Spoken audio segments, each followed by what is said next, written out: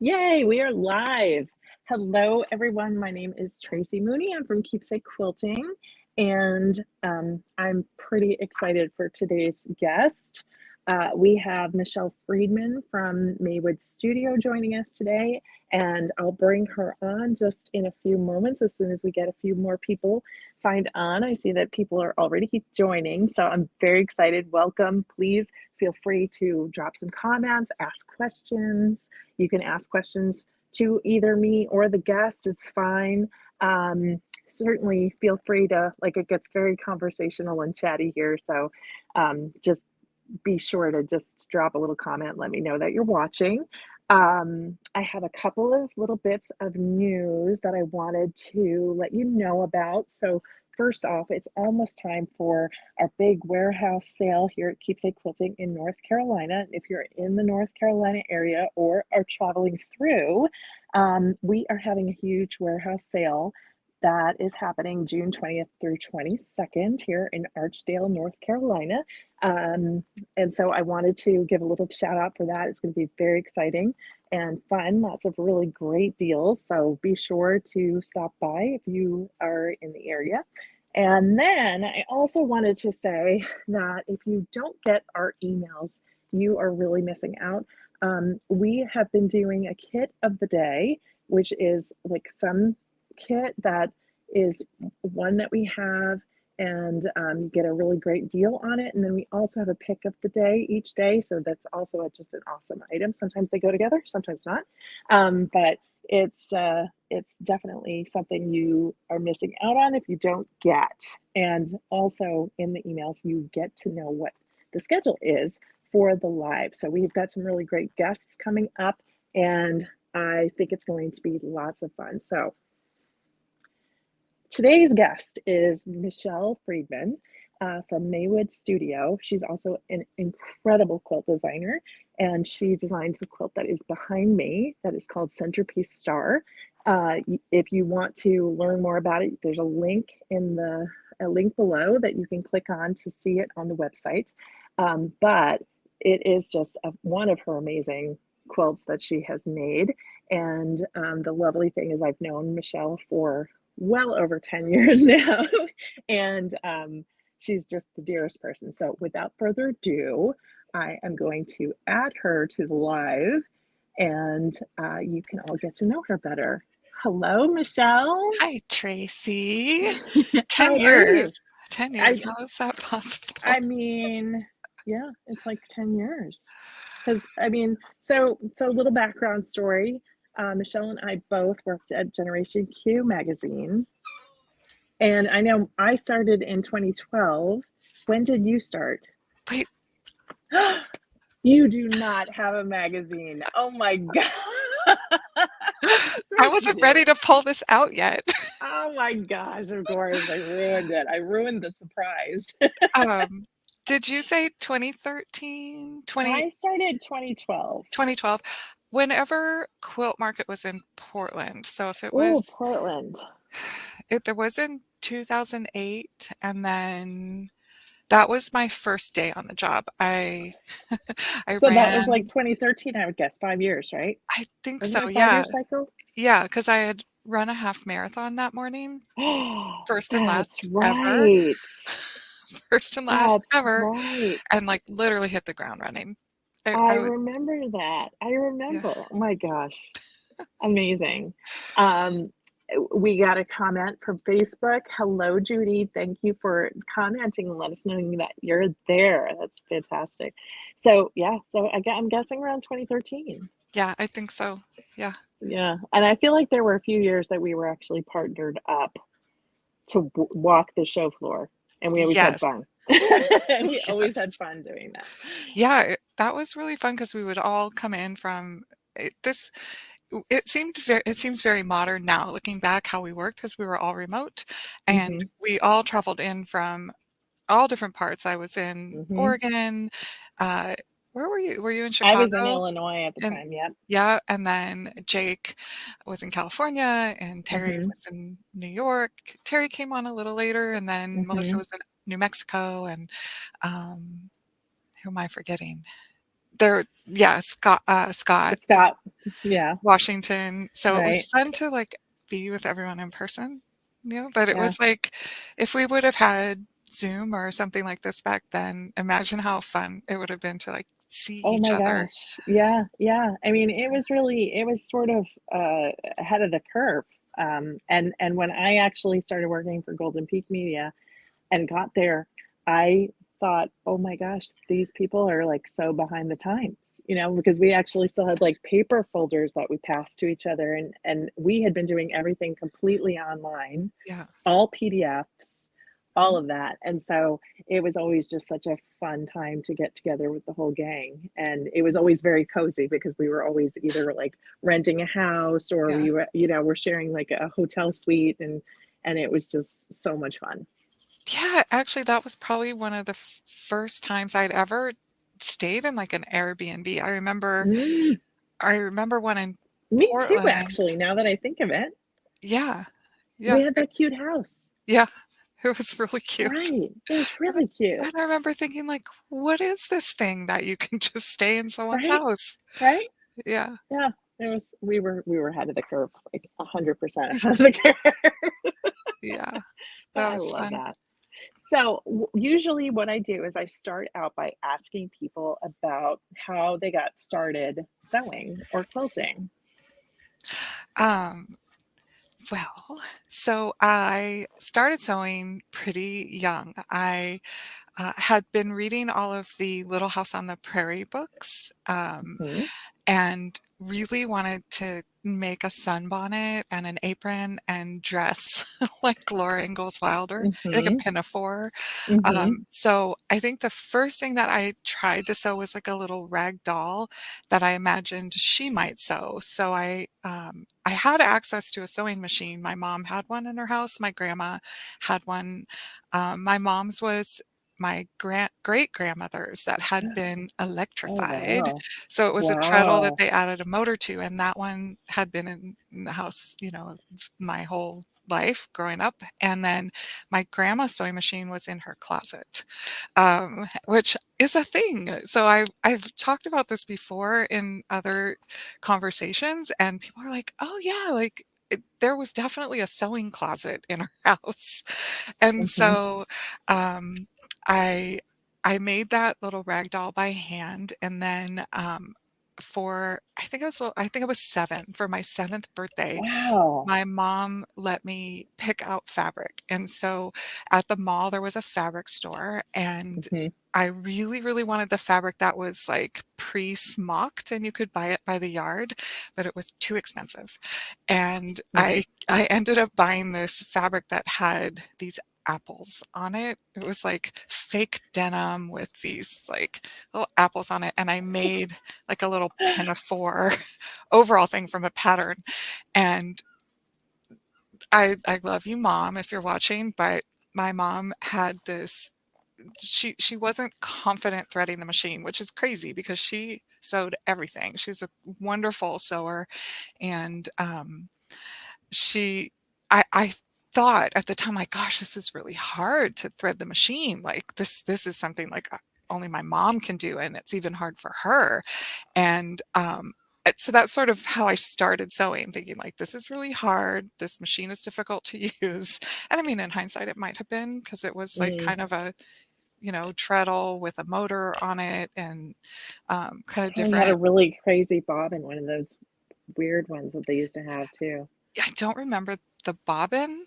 I Mhm. just remember it, like, being confused about how I was supposed to thread it. So, um we made that, and then I didn't really wanna touch the sewing machine by myself after that, so it was a while before I sewed on a machine again, but I did a lot of sewing by hand, and I was very curious about the different types of things you could do by hand. So, I had a cousin who would babysit me, and she taught me things like chicken scratch, embroidery, or bargello, um, needlepoint, and so I was always doing stuff like that. And a couple years later, in 4th grade, I had a teacher that had an arts and crafts table, Mrs. McKibben. Well, she was Mrs.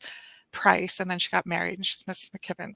And, whenever we had free time, we could go back to that art table and just pick supplies, and she had these pieces of burlap and embroidery thread, and I started to really be interested in embroidery, and I started embroidering everything. And I still have a pair of Levi's that I embroidered after I moved on from the burlap, and I used beads to write my name, and I um, uh, the back pockets were um, what are the guards at the Tower of London or at Oh Buckingham yeah, yeah, Palace? yeah, yeah.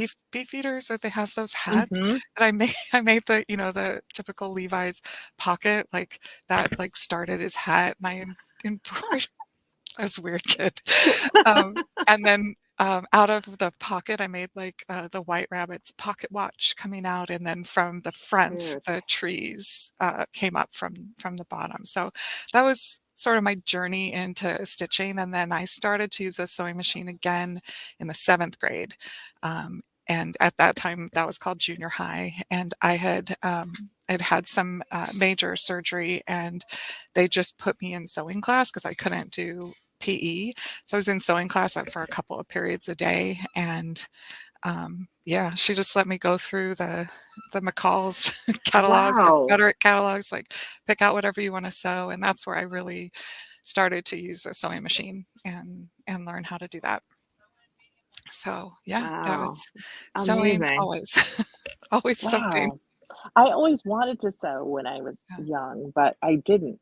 My mother and my sister both did garments. My grandmother was more of like a crocheter. Oh yeah. So she was always working on a blanket. Um, and if I expressed interest, usually someone stepped in and like did it for me. And I'm not quite sure why. Like Oh yeah. it was easier to do it themselves than show me. Yeah. And so that's Interesting. kind of what my experience was. Now you actually went to fashion school. Yeah, I did. I was sort of aiming towards getting an English degree, and met this a friend. It was a friend of a friend's who had. She was going to a school called Parsons School of Design, Mhm. and it never even occurred to me you could go to school for sewing. But she described this courses that they had to design clothing and learn sewing and pattern writing and all of that. I'm like, how is that even possible? Like, it never seemed like it never crossed my mind that that was something you could study. And so I described this to my mom, and she called the school, and they said, well, come for an interview, and you're going to need a portfolio. um, I don't know if I've told you this story before. I don't think so. If my face gets bright red, it's because I'm this is so embarrassing, but it's funny, so I'm gonna share it. Um, so my father, he was a photographer, and so when they said I needed to bring a portfolio, I thought they meant pictures of me, and I didn't really understand why, and I Oh, didn't ask anybody. So, so I put pictures of me into like a little like portfolio that my dad had in the garage, and brought that, and they're like, well, this is great, but we would really like to see your work. So I I mean, this is pre-internet, right? Like, right, I right. wasn't Googling anything. I didn't even No. have a catalog for the school. I was thoroughly embarrassed. They said, "Why don't you take some summer classes here?" I was still in high school at the time, and then we can review your work you did in these classes at the end of the summer. So that's what I did. I Wow. lived with a friend of my mom's near the school because I was very far away from the school, and it was far to drive, and got up every morning, took classes all day, and did homework all night. They actually joke that, yeah, we found Michelle like all different places in the house, like drawing. So Wow. no sewing in that summer class because the whole first year of school was fine arts. Um, and I'd never done fine arts before, classically, like, I'd never learned how to use pastels or paint or any of those things. I had done a lot of that stuff, but it was more just because I had access to it. So, did a lot in high school in the theater, made costumes and painted sets and things like that. But I never took the art classes. I don't know. It's just funny. It's funny how when the time is right, those doors open. Hmm. So, yeah, I showed them my my homework at the end of that summer, and they're like, "Great, you can start in the fall." And that was it. Yeah, Wow. I think it's Wow. different, So harder was now. that like that was senior year, like right Mhm. after senior year? Yeah. Wow. So you didn't even know what you were going to do otherwise? I had gotten into a state college that was near where I lived, and I was gonna do English, be an English Wow. major. So my other thing I love to do, right? So yeah, but Amazing. I'm like, if I can sew for a living, then I'm in. Like, I, I don't even know what that I means didn't yet, know but that was a thing back yeah. then. Like I kind of wish like I was in performing arts and went to school for acting, but had I known that making costumes was a thing, I may have gone in that direction. Yeah, and it's funny because when I made the costumes, I was always really interested in using what I had. We, being sort of an 80s kid, had kind of discovered Goodwills, but there was really good stuff back then. Oh yeah. So, like, our high school did Grease, and I remember shopping for prom dresses and like hemming them and modifying them and fitting them, and they were like $10 each, which was Hmm. expensive at the time. I'm like, I don't know, I'm gonna get this into my like $100 budget for costumes, and Right, right. but I think back and like it's like those dreams you have when you're in the fabric store and you just got like every fabric you've ever dreamed of. I sometimes I think about those times like back, shopping, vintage shopping in the Goodwill, and Wow. it's still part of what I do now. It's still part of my creative process is, looking to the past and using materials I find and being inspired by them. Mm. So So how did you get started quilting? yeah, I didn't make a quilt till this century. So I didn't. That's one way Um, to put it. yeah, I've made some like I did some techniques that I think applied to quilting later, like piecing or color blocking with fabrics. I was working, in fashion design, and so that was a lot of what I did. I had kind of specialized in outerwear. So outerwear is a lot like a quilt if it was insulated. So I was really interested in playing with like quilting patterns for outerwear and different weights of in batting, basically what you would put inside, um, and then. I didn't really make a traditional quilt until my daughter was about 10. No, she was younger than that. She was probably about 8. And I was trying to come up with something to do for a charity event and kind of thought, well, I know these people that are making quilts. Maybe I can do this too. And so that was really the first like official quilt that I made. And I mean, I didn't even know the terms. I went to the library. I got, gosh, I should have written this down before.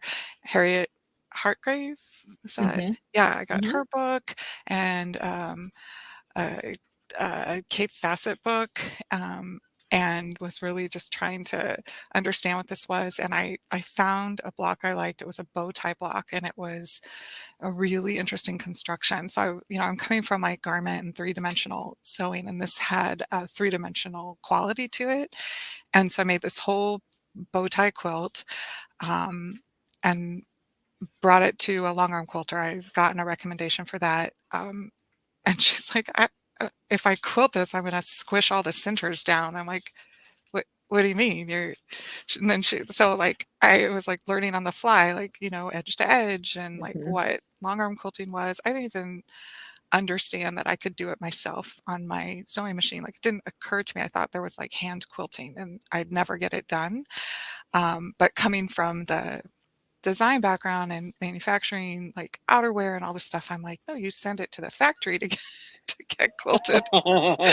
So, I kind of learned on the fly. And then, of course, once I was exposed to these different things, it was the world opened up. Like, imagine like a rainbow over my head and like little quilting raindrops coming down and just getting saturated with like this whole world of quilting. And the next thing I knew, I was like president of my local quilt guild, and Of people would ask course you were. me what I do, and I'm like, I'm a quilter. I'm like, and I'm actually lately realizing like I never knew how to say that, like I'm a quilter, because to me, quilter meant the person that was doing the quilting, and you can't really lead and say like I'm a piecer, but I've heard a lot of people lately say they were quilt makers. So I'm like, Mm, I'm a quilt maker. And so, yeah, so I was all of a sudden president of my quilt guild and making quilts with everything I could make them with, any scrap of fabric, just really trying to learn what were the blocks, what's a block, what's a traditional block, what is, how do you make it? How does this make a quilt? How do they go together? What's the math? How do you bind a quilt? My first quilt I bound, I cut everything on the bias because that's what I would have done in mm, apparel. So, right. uses a lot more fabric. And so, yeah, I just started to try to understand the language as best as I could. I mean, it does feel like learning a language in a lot of ways. Mm, And, and then come to that with, how am I going to make this? And so also, you get a little bit of Michelle here being like, oh, I didn't realize that like all along this path, I didn't realize you could buy a pattern for a quilt because I had really only looked at books and kind of tried to understand blocks. And then I thought, well, let me try to make some blocks. So I just started like cutting fabric, and I mean, didn't even know what like a half square triangle was. I could see it, and I can see that there was this really complicated math with like eighths of inches that I'm like trying to figure this out and put it together. And this is before I was president of the Quilt Guild, but just just trying to figure out anything I could to make a quilt block and understand how it mm, worked. So hmm, yeah. And interesting. So is that the reason why you design your own quilts, do you think? Because you always were? That's a good question. Why do I think I just love it. I love Mm, um, the puzzle of it all. I think that's how my brain works. I think I've always come from a design point of view, whether it's designing clothing or the construction point of view, like how do things fit together? How is this all going to look? How are these colors all going to look together? How do I make this? What is it going to look like? And I think again, like it never occurred to me to follow someone's pattern, and I'm not sure why. I just didn't think about it. And so I kind of brought that to it initially, was like, oh, I'm going to make this quilt that looks like I think one of the first things that I was sketching was like things that inspired me from my favorite childhood books. So I had done this whole like secret garden, and it had like mhm, a wall and keyholes, and how am I going to make that keyhole by piecing? How do you piece a circle? Things like that. So I think that led my curiosity, and then I just kept honing in on how could I use the language, how could I use the notes essentially in these musical scales to create these ideas that I had in my head. So I think about it a lot that way, like as a language or like music, where you have these sort of ways that can work, and then you can like break them apart, and you can either have a classical piece or a jazz piece, or mhm, different types of things, using what we have as a foundation, using the what we know from construction, and how things have been successful for people who have tried it before, um, and how we learn from them. So the first class I took was also a total disaster.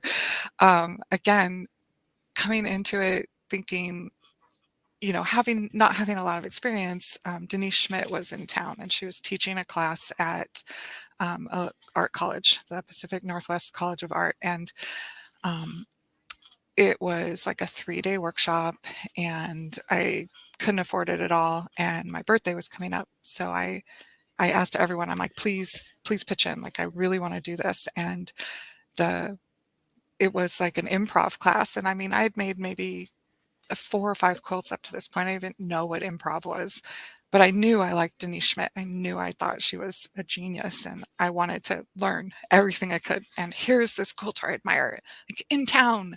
It's so cool. And so you had to bring like 5 different yards of solids, and so I just brought 5 colors I liked, and the first thing she said to me is like, "These are all midtones. Like, this is not going to work." And I remember being like, Oh no. "What? What? Cool. I just Oh spent no. every penny I had on like all this fabric." And but I have to say, I learned so much from her in that class. She also comes from a design background, so Hmm. the way that she approached quilting really made a lot of sense to me. And then I started to apply different things I knew about color, because up to that point, those two worlds had been very separate for me, like the fine arts and the quilting. So um, I learned a lot from her about how to approach color, and how to not think so much about the what it's going to look like, but experience the process. And so that opened up a whole other really interesting world of how to approach design and quilting. So I've always been a fan of hers. Huge Wow. fan. Wow. Huge fan. That Even that's though I really cried. wonderful. Oh, I bet you did. I would have I like cried. went out to the hallway and just like sat down. I'm like, this is never gonna work. Oh my God. I don't get it. I So mean, it would have been helpful to know that you needed solid and different values, you know? I mean, and it I could don't have know. said it. It could have Yeah. absolutely said that, and it just Wow. not. It's just like pick your favorite colors. Wow. So it's Wow. always learning in quilting. I think Absolutely. it feels like Absolutely. just it's so expansive. There's so Mhm. much um, to explore and be inspired by. And yeah, I always feel like there's something new to discover. 100%. I agree Yeah, too. I want to take a minute and I want to give a shout out to all of the people who've commented. yeah. So I want to say hello to Debbie and Cindy and Rachel. Hello, ladies. Thanks so much for dropping a comment. We're here with Michelle Freedman. She's a quilt maker and a designer, and also works for Maywood Studio. And so if you've got a question, please just feel free to drop a comment. We can both see it. So we're happy to answer any questions, and it can be totally random too. Like, it can just be a random question, doesn't even have to do with like what we're specifically talking about. If you have a question just about like something that pops into your mind that you want to ask either one of us, it's totally fine.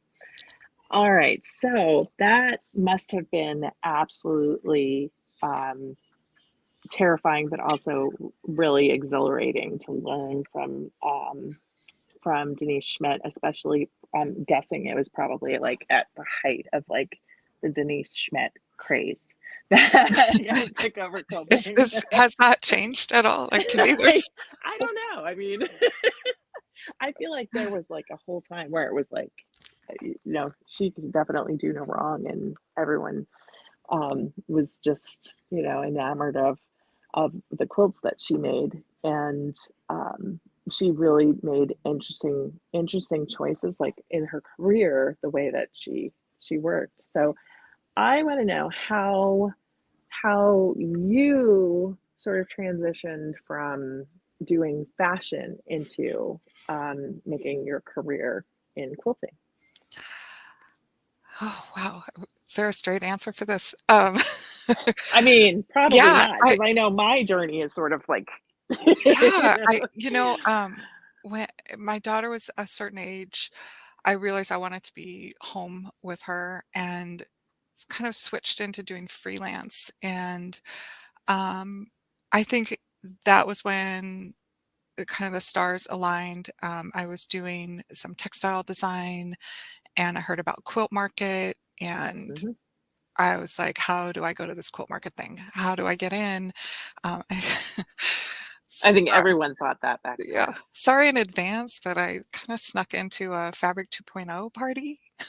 Yes, um, Those parties were amazing. yeah, and I went I was doing some freelance blogging for, Kim, oh gosh, little brain work from, Ruby Star Society, so she had Mm, a blog back then, Kim Kite. Kim Kite, yeah, called, like, True Up, I think, and Mhm. so, I went in with, like, my little press badge, and I was a blogger. I didn't have any credentials, but my whole goal was to, like, meet people, like, who how do I get a job doing this? Like, how do I, you know, where do I fit in?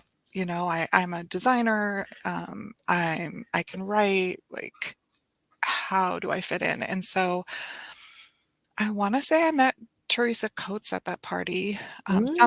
somehow Mhm. we Mhm. got introduced early on, and so she was the one that introduced me to the Generation Q magazine family, and Makes sense. yeah, and so I think that was early, that was before the time that we were all in Portland together, so it was a Mm. while Mhm. before, and then, I mean, funny enough, I did research and found out about Maywood Studio, which is here in Portland, and I'm like, "Oh, how can I get a job there?" And met with the design director, and she invited me to be on her email list for new collections, and so Mm. she had a list of people, and we still do this, so any designers out there, definitely send me an email. Uh, my coworker Catherine manages this list now for when we have new collections, and then you can have access early on to the design, so you can put them in quilts and then send them out to magazines or use them in your patterns. And so it was the same type of thing, and so I would design quilts with the new collections, and at the time, the design director would send them to the magazines. I wasn't doing it myself, so she would send them out, and that opened a lot of doors for me too. So I started to get my designs published in magazines, and that was, I think, how I kind of transitioned. It was natural for me to draw and use pattern and use I draw and design in Illustrator. That's how I been working for a long time prior to being in this industry. Um, and funny enough, the design director here was like, "Well, you're gonna have to learn Photoshop," and I'm like, "Do I?" So there was a short period of time that I really tried hard to learn it. I use it every day now, but I remember at the time I didn't even have it because back then the Adobe software was all on CDs. So I'm like, Mhm. "Oh, how am I gonna afford this?" And Right? It was um, super spendy. it was really expensive, and, I had Illustrator, so I started to work really closely with the art director here, our design director here, and, it took a long time before there was a job that opened up, and I just kept designing, and I kept, really learning and, trying to meet as many people as I could, and so, my background in fashion design also included a lot of experience in graphic design. So, another thing I did professionally prior to being a quilter or quilt maker was a lot of graphic design. So, whether I was doing like the designs on kids' t-shirts, I had Mhm. Kruger, Fred Meyer out here. I did up to like 80 different textiles and designs a year for them, and that was just fun. Like, what a great job of just sit and draw all day. Yeah.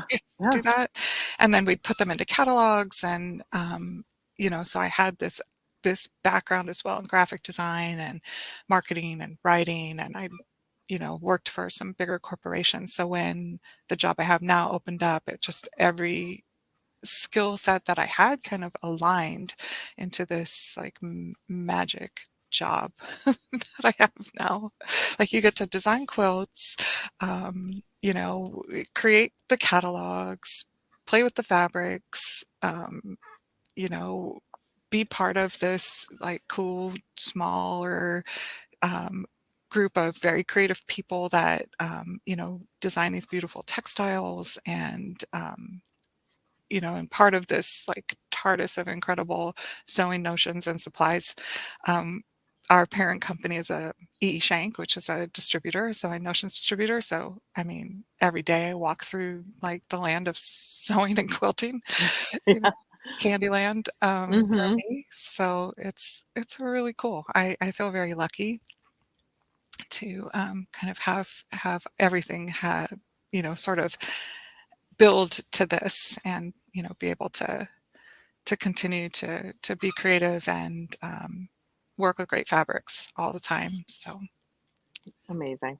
Amazing. All right, I want to give a few more. Let's read through some of the comments.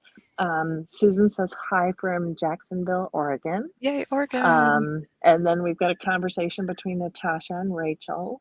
And then Susan Van Atta says, I relate so strongly to your story, Michelle. It sounds like my journey, and I never thought about it until now, hearing your story.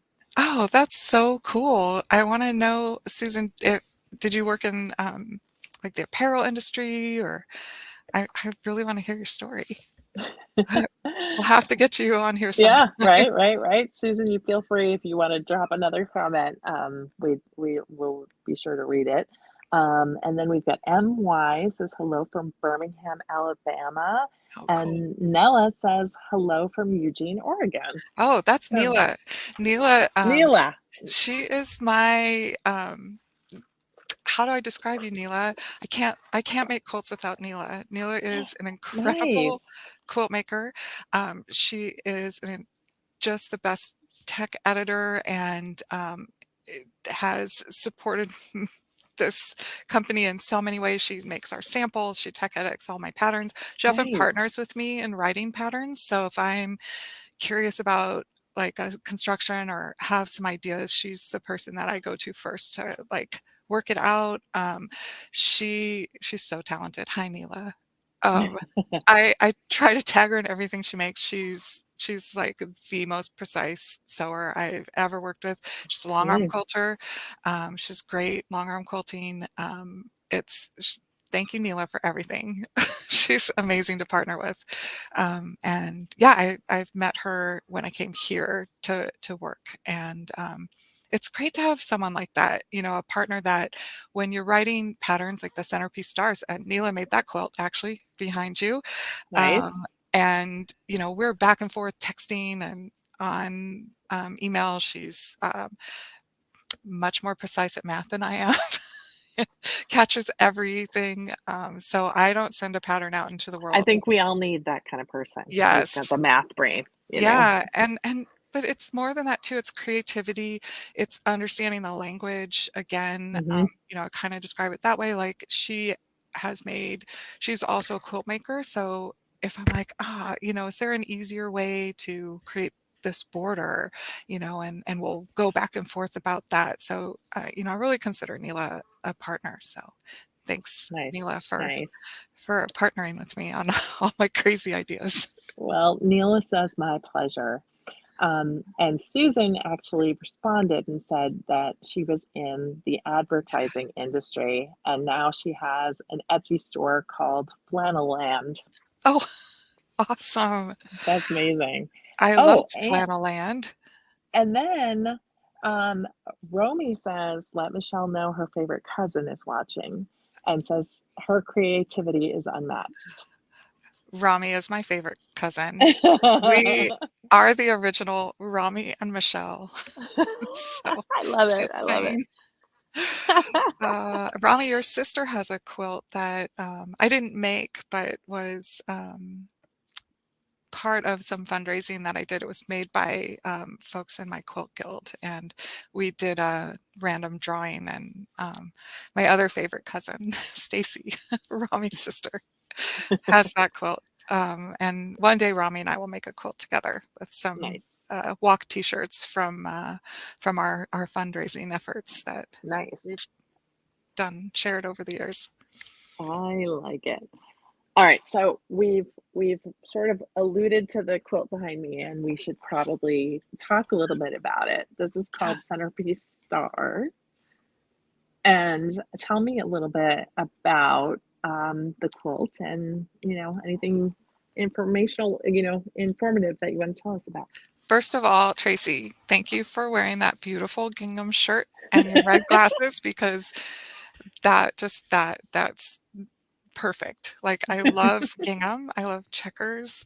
It's that thing that you try not to say out loud because then everyone in your family and your friends start, like, giving you things that are gingham. That's true. That's Um, true. but I think which is fine. It's totally fine. But it started out I had a gingham shirt that I wore in every picture for probably 5 years, and it just became this joke. I don't know why, I just like that shirt.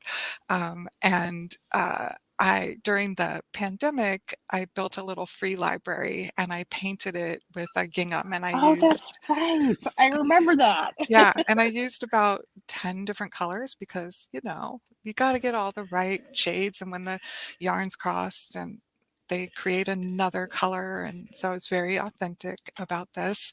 And I just kind of fell in love with the pattern, and a part of my background is in designing woven textiles too. So I have always been really interested in how I can create a look of a woven textile using piecing.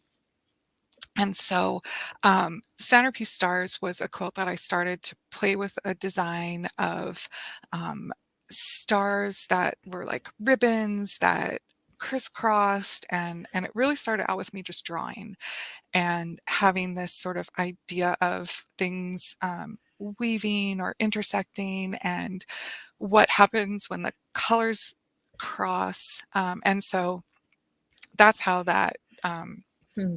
black and white check kind of came out of that. And then I'm like, I really like that as a design element. Now it's taken on this whole other life. Now it's making me think of like car races and Yeah.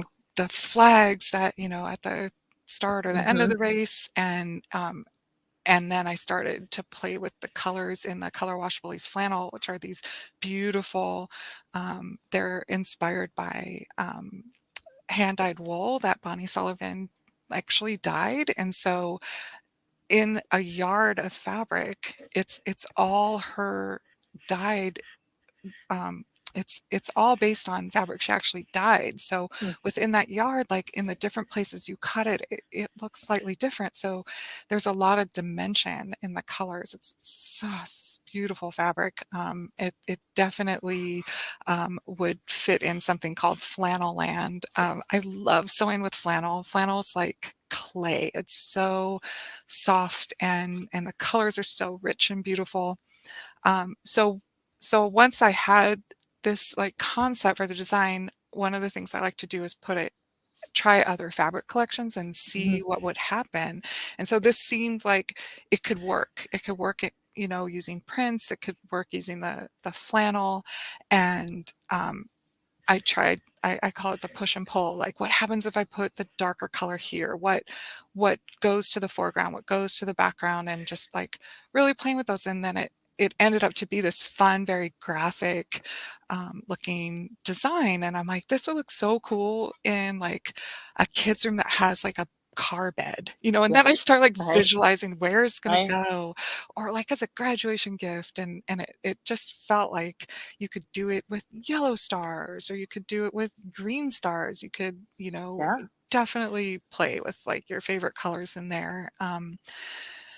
So, I mean, that's my design process. There you have it. There it's inside of my head to out. And then of course the step after that is like how do we make it? So then Mhm. we play a game of name that tune. Like, let's name this tune in the least amount of steps as possible. And what are the notes we know? Okay, we know half square triangles, we know strip piecing. Like, how can we use these techniques that we enjoy sewing? So that's always my number one thing about designing is this fun to make? Neela is laughing right now because she just finished a piece that had like snowball corners for anyway. She's like, too many snowballs. I'm like, oh, okay, okay. But I do want it to be fun. I think snowballs are fun. Sorry, but they are. Maybe not that many, but it is fun. And I try to then what's repeatable? Like, can we have, Hmm. larger size half square triangles and smaller size ones so that once you learn the technique, you can apply it again. So what's going to be fun for someone just starting out that maybe is less familiar with these techniques, and what's going to be fun for somebody and different and interesting who maybe has more experience. And so this quilt has some really fun, like little different things with the construction and in those striped areas, the way the stars are constructed. So I think I think that gets me really excited about a design too. If it's something that maybe is a twist on a technique, or a way to do something that maybe makes it go faster or is easier. That also would, appeal to someone who maybe is a confident beginner, or has somebody that maybe can help them like walk through the pattern, or someone that's more Hmm. experienced and be like, oh, that's a neat way to do this. But always encourage you, if the technique doesn't feel right to you, there's so many different ways to do everything. So you might have That's a so favorite true. ruler, like a lot of times I hear that a lot, like I have a favorite ruler and that's how I'm going to make those half square triangles. I'm like, that's great. Just don't run out of fabric if you buy a Yeah, kit. yeah, So, because yeah. that's one of the hardest things That's about, the tricky part is yeah, if you have a specific technique that you prefer, yeah, figuring out if you've got enough fabric. yeah, So, and speaking of fabric, this is actually something, a kit that we have at keepsakequilting.com, and I've dropped a link below if you want to check out the quilt. Rami says, I love how the negative space pops. well, and kind of a neat thing, Rami, this makes me think a little bit about your dad, and my dad. And oh, okay, we'll just talk about it.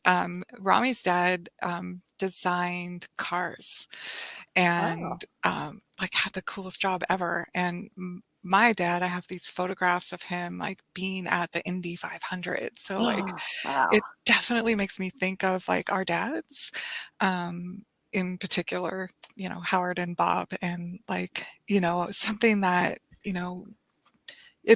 that's definitely some of the inspiration for me for this quilt too, is just, my dad's not here anymore. Howard's around, which is fantastic. And I have some great pictures of Rami's mom and dad, like looking really cool in the 50s, standing in front of like these cool concept cars and I don't know, convertible. You can fill in the blanks in in Right, the right. comments, and this stack of photos and black and white photos my dad took of these really cool race cars. And so that's sort of a personal element to me. Once you make a piece of art and you put it out there, if it's a broad enough design, I think people can attach those types of meanings to it. And it wasn't until I saw this made that I think I was able to do that and like really Mhm. try to attach these more personal connections to this design for me. Interesting. Yeah. So I have a question. So you do a lot of designing. Do you ever do other people's patterns? Make other people's patterns? Okay. Confession. I will often start other people's patterns Uh-huh. and then turn it into something else. That seems to be what happens a lot. I Hmm. did teach for a few years, quite a few years, and I did enjoy teaching other people's patterns. So I would make the samples a lot. There's definitely some patterns on my wish list, or patterns I'm like, oh, I wish I designed that because they're so good. Um, I feel like I say that at least once a day. Like, I want to make that. Really? Yeah, I mean, there's so many talented designers out Hmm. there. I mean, even here at E Shank and Maywood Studio, you know, uh, I work with Allie. We're on the graphics team together, and she's an amazing designer. She designed her first quilt. It was published in a magazine, and then she learned how to sew. I mean, it's just natural. It's so cool. Um, do I design my own quilts? Well, I did actually bring something that I'm still having fun with. So it's Hmm. this book. Tracy told me about this book, the big Oh book my of, gosh, I can't believe you're pulling that book out. Okay, cool. yeah. So I've been kind of going through this book, and I have another one that I found recently. It's this step by step super book of quilting. So these are sort of at the beginning of the rotary cutting Mhm. era. And actually, my first quilt I made, I cut out with scissors. I didn't even know what a rotary cutter was. And shout out to a really dear friend of mine who I lost recently, um, sat with me and taught me how to use a rotary cutter. So, Tanya, I miss you. But she was the one that really showed me how to use it with a ruler. Um, so I've been kind of combing through those books and looking to see how I could rethink how those were made then. Mhm. So Mhm. that's kind of like using someone else's pattern. Yeah. Yeah, I Yeah. mean, you're using it as inspiration, and those are like but I mean, at least the one that I had told you about was like a very specific technique of how to if you like the look of applique but don't like applique, this is how to piece something and get the look of applique.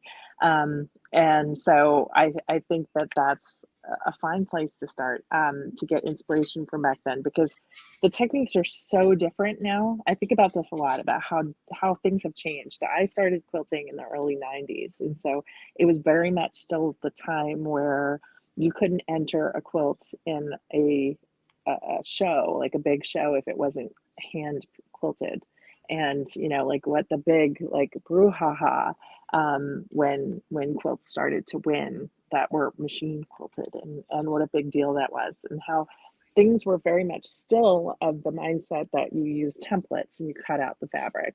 And they were translating that to rotary cutting. And so it's just so we're miles from that, and I'm still unlearning some of the things that I learned back then. Like I recently learned how to use one of Deb Tucker's rulers for making half square triangles and oversizing them and trimming them. And I always thought that that was like a no-no, like you should have your piecing down so that it's perfect, right? And why? Like it's so stressful, like it's so much easier just to add that little eighth of an inch and then trim it, and it just gives you a little more freedom in the way that you work and how much you enjoy what you're doing, right? Yeah, and that's exactly what I mean. Like there's so many ways to make a half square triangle. Like once you can look at it and you're like, "Oh, this thing that has these Hmm. two triangles that make a square can be made all these different ways." That's wow, that's like learning the I alphabet, know. right? Like now all of a sudden Hmm. you can use the letter S. You're like all Yes. words are plural. Right, So, right. I mean, that's kind of abstract, but like then you can start like to put those into your lexicon of quilt making and you're Yes. like I see this star, like, and now I can understand like how to make that. And oh, flying geese, like now I can make it two ways. I can use half square triangles or flying geese. What's a third Hmm. way? Is there a template or a ruler or, Hmm. and that's what I mean. Like every day I see something someone has designed, and being here at I EE always wonder Shank, how they figured it out, yeah, yeah, being here at EE Shank, like, I can walk down the aisles and, like, look at all the new patterns and or see them online and just there's it's exciting to me. It's so fun to see how people's brains work and, Hmm. the choices they make and, yes, endless inspiration, and even when I see people using Maywood Studio fabric in ways that, like, even just among us here, we'll start it and then we'll send it out into the world. Like the quilt behind me, the sampler was made by our first team of Maywood makers, which are 12 people that went through a mentorship program with us. We're in our third year of this, and the assignment was make a star. And this is everything to me. It's like everybody had a different approach. They had some colors that they were working with, but it's so fun. There's so many different ways to use fabric, and um, I love even like manipulating the fabric, like whether you dye it or you take the colors out of it, or you paint over it, or you print over it, or, you know, like those are kinds of things I'm interested in now also, is like modifying that surface Mm-hmm. design. And you know, is how can, you know, kind of back to that original bow tie design, like what else can you do to this, in the constraints of what I would think of quilting, or outside of it. And there's some incredible quilt artists out there right now, just blowing my mind every day. Oh, So I know. I get it. I want to stop and read a few comments. So, hola, Piedad. Thanks for joining the show. And Susan actually wanted to know who are some of those designers. And I'm trying to remember back when that popped up. You were talking about designers that you wished that you had designed a quilt. Can you think of any that oh, off the top of your head? yes, plains and pine every day. I'm like, oh, that's so good. I just love her work. Uh, right now, I really love what Heidi Parks and Zach Foster are doing, and they don't Oh, necessarily write patterns, but I'm inspired by that. I love how they bring their more personal world into what they're doing, and share their techniques and their passion mm-hmm. for incorporating very personal things into their quilts. So I'm always very inspired by them. Um, I think. You know, I think a lot about Megan Buchanan from Then Came June, Mm-hmm. when she was a customer in a shop. I worked at a shop for a while, and she came in curious, and I mean has built like a beautiful brand, and I think that's great. Megan, and then I would say also like Elizabeth Hartman. They're both from the Pacific Northwest, and I think they're just incredibly talented and have very strong voices. Um, Very strong. yeah, I really love Bonnie Sullivan. Mm-hmm. She thinks so different than I do, and I love that. Like I'll look at her quilts because I love to work with flannel, and she's the designer of Woolly's flannel, and she can draw so well. Like she has this whole world of like snowmen and creatures and Oh flowers, yeah. and it's Oh yeah. so charming and beautiful. She really inspires me a lot. Mm-hmm. You Um, just reminded me, I have one of her patterns on my bucket list. That's an embroidery pattern and an applique, and for she just does such beautiful, yeah. beautiful designs. Yes, thank you, Bonnie, for all your beautiful Mm-hmm. fabric. It's just, yeah, Mm-hmm. she inspires me. And then, you know, I get to work with designers here every day, so um, I feel like I'm constantly in this like electric field of just talent and creativity. Sometimes I go home and stare at the walls because I'm so overstimulated. Oh, I bet. Yeah, You I know, bet. just like what's a refresh for me, you know, Mm-hmm. hiking in the woods Mm-hmm. with Yeah. cyanotype, pre-treated cyanotype fabric, so I can like it's And I'm lucky enough that you send me pictures sometimes when you do that. But I agree, and I completely get the overwhelm of sometimes working in this industry. I was actually thinking about that on my way in today, because I was sort of thinking about, I don't know why I was thinking about this, but I was thinking about the like um, kind of two worlds that we work and live in, because we're both quilters, we both work in the industry, and a comment that that I heard one time, that we are in the business of other people's hobby, popped into my head, and and then I really started to wonder where the line was for me of hobby versus work, of this just being work, because a lot of the times the quilts that I make are for work. if you And find so that line, tell me where it is. I was about to ask you if you knew where your line Um, was. actually, I have a saying, and I regret that I don't remember where I first heard this because it's brilliant. But it here at Maywood, and with my most current sewing partner, Charlotte, who's the design director here, we call it flashlighting. So Hmm. it's as far as you can see to the end of that light. But if you keep moving in that direction, the light continues. So that's the Hmm. line. It's all about It's always flashlighting. moving. Yeah. Hmm. Hmm. Yeah, so we call it flashlighting. We're like, "We'll flashlight that," you know, if you're not sure. Gotcha. Yeah, if you're Yeah. not sure, it's kind of like fake it till you make it. right? Yeah. In some It's ways. also but there's a little more exploration in it, right? Like, you know you're on the right path, Mm, like, you're getting there and you just maybe don't know what it's gonna look like at the end, so don't just trust that you will. Trust that you'll discover it, it's not in that beam of light mm. yet. So, Wow, I love that. I yeah. love that so much. Susan Banata says Bonnie is the bomb. We We agree. we agree, We and if you agree. have worked with her fabrics before, you know how beautiful the two-ply flannel is that, we Your make flannel here. is phenomenal. Yeah. It is my very favorite flannel to work with because it's just so deliciously thick. Yeah. And, sometimes when you buy flannel, it can be a little flimsy, you know, or I worry when I use it that I need to pre-wash and like make sure that like the dye all has come out and that it has shrunk. And I Yeah. don't worry about that with Maywood flannel. Yeah, Bonnie actually developed this fabric with Stan Gray, who's the head of E. E. Shank, and it goes through many processes to be brushed and shrunk so that when you get it, it's ready to use in your quilt. So Bonnie recommends not pre-washing any of the Woolies flannels or color wash Mm. Woolies flannels.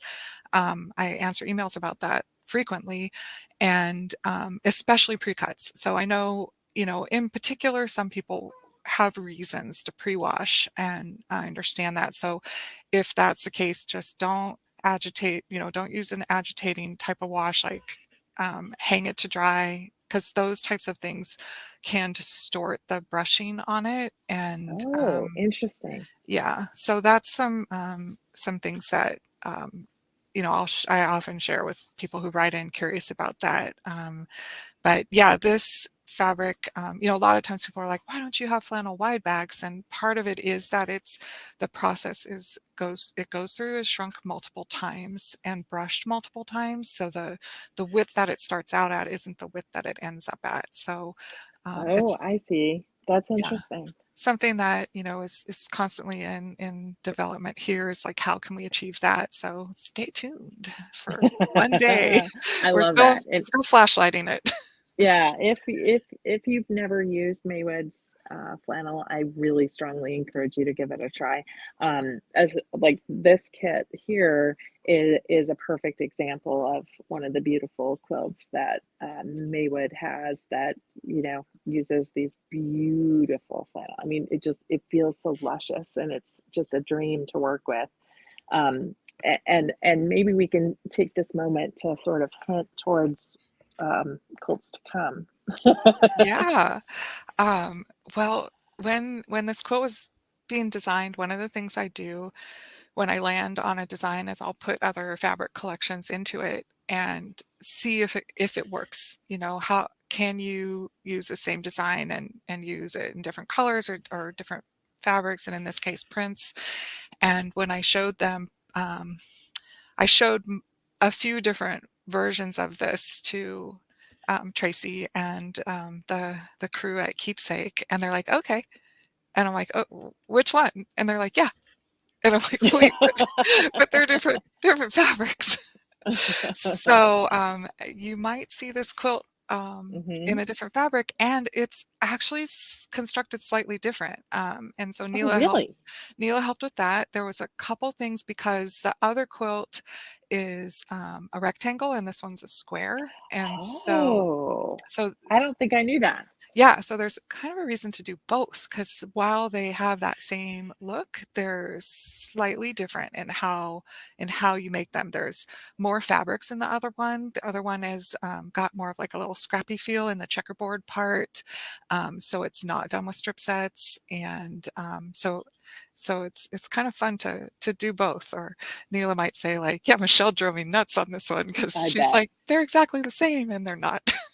So but we were able to write to really easy to follow patterns and come up with two quilts that I think are really fun to make. And the other one is made with fabrics from a designer who's also from the Pacific Northwest, and he is a photographer, and so it's done with these beautiful photo collages of flowers that he makes. His name's Nicholas Lapp, and yeah, so it's as far away from Color Wash Woolies flannel as you could possibly get. They are completely different. And Lori Baker joined. So hello, Lori. Lori's a dear friend of Michelle and Yeah. I's, or mine. And she says, I can hardly wait to see the second one. Well, luckily, you won't have to wait too long because it'll be here within a few weeks.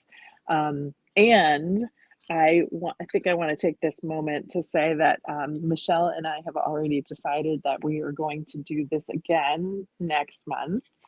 We're still coming up with a plan because it'll be slightly different than this interview sort of style thing. We're actually going to do some playing, right? Oh yeah, I keep thinking about, oh, and I could do this, and we can do that, and so I'm inventing this game in my head about what we're gonna play, and so I have some notes. I just have to like try it and make sure it works. Yeah, Michelle is like the queen of games. Back when Lori Baker and I and Ginger were doing the Quilt and Tell podcast, Michelle was a guest on the show. And one time she decided that she was going to send us each a package with fabric. And we were all going to make the same quilt with different fabric. We didn't know what the fabric was before we got it. And we weren't allowed to show each other the quilts until the day that we were going to do the podcast and unveil these designs. And it was a load of fun. And so Michelle is totally cooking up some sort of game that we're gonna play together. In my mind, it's called Ready, Set, Sew. I I don't love know it. what that is yet, but Yes, yes. And Lori says, and it was huge fun. It was like it was so much fun. I turned around that quilt in I think I made it on a Saturday. Like I think it literally I had just a few more things to do Sunday morning, but when I woke up, I was already like, I need to go finish. I need to go finish. Like it was so much fun to uh, that play was with. that was fun because I got to think of like what would they want to sew with. So I had to imagine like something that would make you happy, something that would be fun. And that quilt actually was one of the first quilts I ever designed with Maywood fabric originally. That was part of what I was saying before when I would work with the art director or the design director here, and she would send new collections. And it originally was a flannel quilt, and she sent it to what was it, Quick and I Easy Quilts or It was one of the before Quick and Easy. It was probably Quick Quilts. Quick Quilts. Yeah, Yeah. McCall's Quick I Quilts want to or say it was Quick Quilts. yeah, Maybe Lori remembers, but it was a pattern that we had published at Golden Peak and yeah, in one of the easier patterns, and it reminded me of the the old woven chairs back in the 70s, the outdoor chairs with the aluminum, and it yeah. had those woven. That's what it reminded me of. That's funny that you say that. I just have been like designing a quilt that reminds me of that. Oh, really? Yeah, yeah. So that's such a great, I mean, they're so inspiring and I'm trying to figure it out with Hmm. like strip sets and how you can do different types of strip sets to have different things weaving. So to come. Yes, And yes. that's what I do when I get home. So that's like my fun. People That's wake your up fun, on is just the designing things. yeah, people get up on like Saturday mornings and they're like, I'm gonna go take a hike or go to the park or walk my dog. I'm like, oh, I have this idea for a quilt. I totally get that. Um, that pattern actually was inspired. You're very close. That was inspired by the tomato baskets that were like plastic, and my Yes, grandma would always have a stack of them at her house, and I would weave fabric through them. And so that's what that was inspired by that I memory. love that. I So love very that. close to those I chairs. was very close. Yeah. Yeah. Still the same time period, at least. Yes. Yeah, for Yeah, sure. because we're just old now. It's all right. All You get right. you get more in here as you expand in It's true. years, It's true. It's and then true. you And, forget it and all. lots more experience. It's so true. And But you get to hopefully, relearn it hopefully again. not as much with as quilters. We're not Yeah. supposed to, suffer from dementia because we do all this math and like Yeah. geometry. Yeah. Yeah. Oh, wait, I do wanna show one quick thing before we leave. I Okay. marked the page on this because Hmm. here's a fun picture of us in the I magazine. still remember Can I that do this? How do picture. I do this? Oh You're my gonna move goodness. it over the other way This because way. we're seeing the flower. Mm, there There we you go. go. Dee, dee, dee, dee, Yes, dee. I remember that. Oh my gosh. So that's Where were Michelle. we? Were we in Houston? Where were we? No, No, we that weren't was in in Houston. Philly. That was in Philadelphia. I Um, don't remember going to Philadelphia for Quilt Market. hmm. Well, it's on a balcony and there's a bridge in the Mm-hmm. background. Hmm. And I remember we snuck out on that balcony. We couldn't get Were back we in. in Pittsburgh? Pittsburgh. Pittsburgh. It's Okay. not Philadelphia at all. Oh dear. No, it's all good. I remember that. I Mm, just was so excited about that, about taking that photo. And I loved that quilt so much. it was fun. Can I make one more recommendation? Of course. Because I have a little free library and I love books. That's probably my second love in everything that is creative, and it is painted with a checkerboard, so it's relative. But Charlotte, who's the design director here, now let me a book to read, and it's amazing. So I'm going to hold up here. It's called The Dress Diary by Ooh, Kate writing it down. Strasten. Okay. And it's Secrets from a Victorian Woman's Mm, Wardrobe. This book is so interesting and beautiful. It's a true story that Kate received this book of fabric swatches that someone had documented every fabric that they had encountered in like a I don't want to give too much away, but like a very long period of time over their life. And the author of this book went through to try to piece together, literally like a quilt, the story of the person's life and discover who it was and why these fabrics were meaningful to her. And so I think, you mm. know, it's like putting a quilt together or looking at an antique quilt and trying to figure all of this stuff out. So it's a beautiful read. And I highly recommend it. And Oh my gosh, I wrote it down. yeah, What is the name of the author again? it's Kate Kate Strasdin Strasdin. So hold it up again. Okay. I'm totally adding that to my Yeah, book cart. I yeah. love it. A vivid history of expansion and empire, all wrapped up in 2,184 pieces of cloth. Mm. As a piece counter, that appealed to me right away. You know what's funny is I was like, oh, that's not so big. No, that's okay. That's not so many. That's fine. Yeah, yeah, but they're all different. So I love that. yeah. So Fantastic. I'm totally going to add that to my book reading list. There is a stack on my nightstand currently. I don't even know.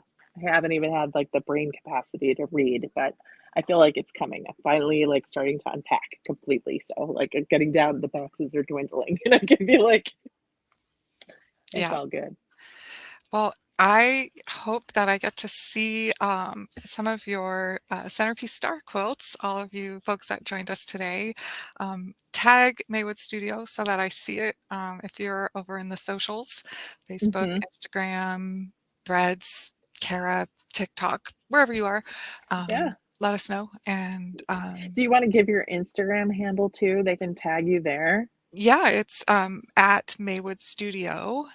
There's no S on the end, so we won't see it if you add an S. So it's just one studio here in Portland, Oregon. And you can tag me too. I'm Stitch Well and Prosper. Yep, live long and prosper. Um, yes, it's a tricky thing. Yes, indeed. And I would love to see you over there. Their Maywood Studio always has fun things on our Instagram, and sign up for our emails. So we do lots of fun patterns that are available for you to use for free. We've just started doing videos, little like block tutorials. So that's really fun.